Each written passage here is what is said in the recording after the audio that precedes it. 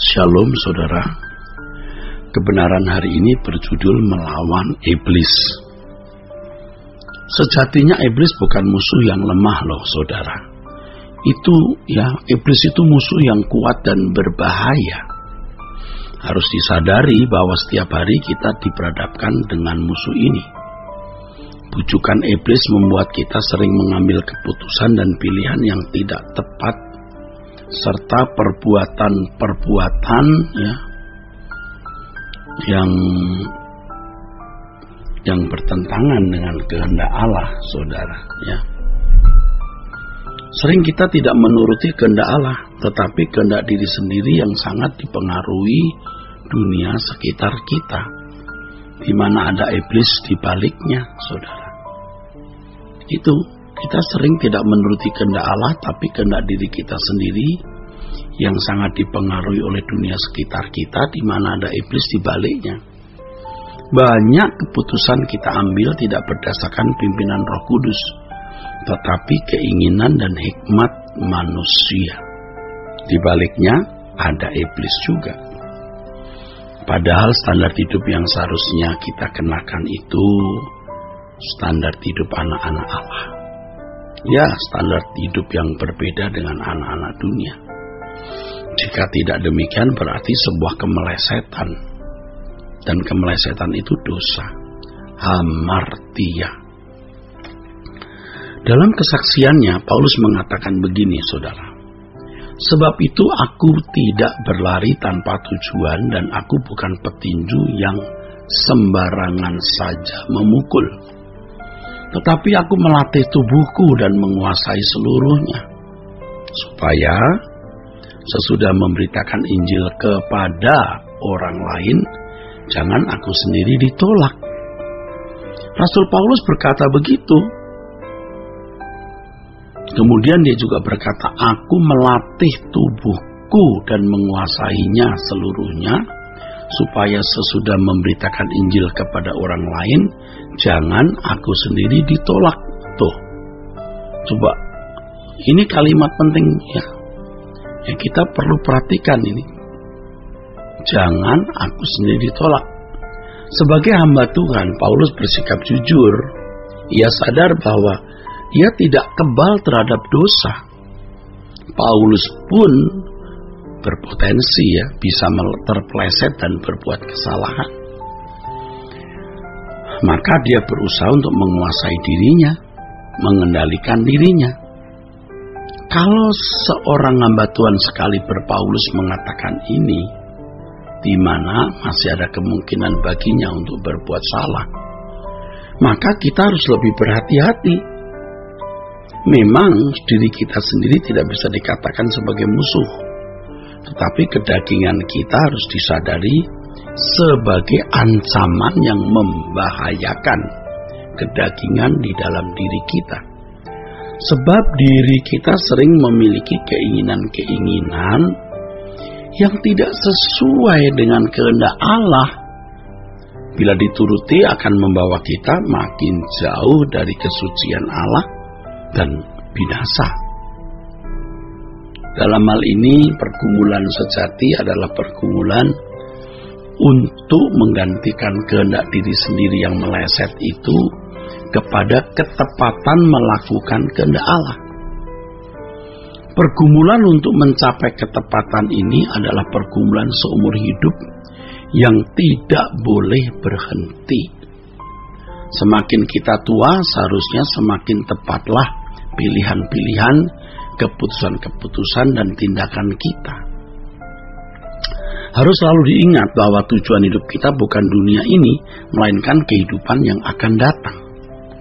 Oleh sebab itu, di tengah-tengah kesibukan hidup ini, kita tidak boleh lengah. Kita harus mengarahkan pandangan kita pada tujuan hidup yang benar, yaitu Tuhan dan kerajaannya. Hal ini dimaksudkan agar kita tidak menuruti keinginan diri sendiri, tidak menuruti keinginan manusia lama kita yang menjadi kendaraan iblis yang dapat membinasakan kita. Kita jangan ikuti keinginan diri sendiri dari manusia lama kita yang bisa menjadi kendaraan iblis membinasakan kita. Banyak orang Kristen yang tertipu oleh kuasa dunia. Mereka sibuk dengan berbagai urusan sampai melupakan bahwa mereka harus selalu mengerti kehendak Bapa dan melakukannya. Oleh sebab itu, selagi ada kesempatan, kita harus mencari Tuhan agar kita memiliki fokus hidup yang benar dan tidak terperdaya oleh iblis. Kita harus terus fokus mencari Tuhan. Kita harus mencari Tuhan. Mencari Tuhan di sini maksudnya adalah belajar firman Tuhan dan berusaha terus-menerus mengerti kehendak Bapa untuk dilakukan supaya hidup tepat seperti yang dikehendaki oleh Allah. Kalau kita selama ini tidak hidup dalam fokus yang benar seperti yang Tuhan kehendaki, kita harus mengambil keputusan saat ini sebelum terlambat. Dan tidak mempunyai kesempatan lagi maksud saya, kita harus mengambil keputusan saat ini sebelum terlambat, sebab nanti kita tidak akan memiliki kesempatan lagi.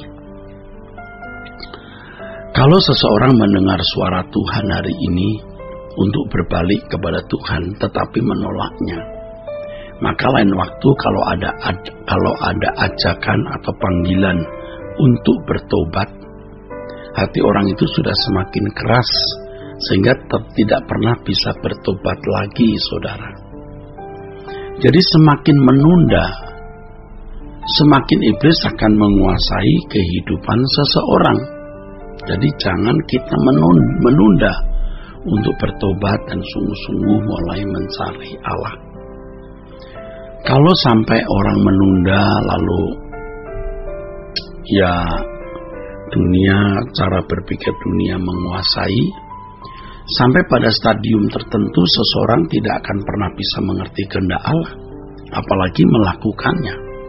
Dalam hal ini kuasa gelap atau iblis berusaha menyimpangkan perjalanan hidup kita agar tidak tertuju kepada Allah dan kerajaannya. Ini setan itu begitu. Hal ini harus disadari bahwa kalau seseorang rajin ke gereja, menjadi aktivis, bahkan menjadi pendeta, bukan berarti hidupnya sudah terarah kepada Tuhan dan kerajaannya. Belum tentu loh, saudara. Kekristenan yang sejati, yaitu kehidupan yang diperagakan Yesus, sudah nyaris tidak ada lagi, sebab kebenaran ini telah digantikan dengan kebenaran manusia yang berorientasi pada pemenuhan kebutuhan jasmani.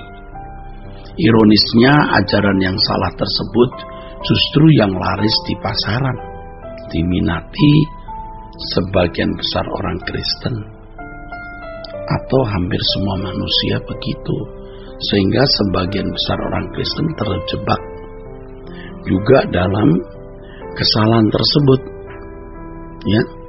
Jadi berorientasi pada pemenuhan kebutuhan jasmani, tetapi tidak sungguh-sungguh berjuang untuk mengalami kehidupan yang sesuai dengan kehendak Allah.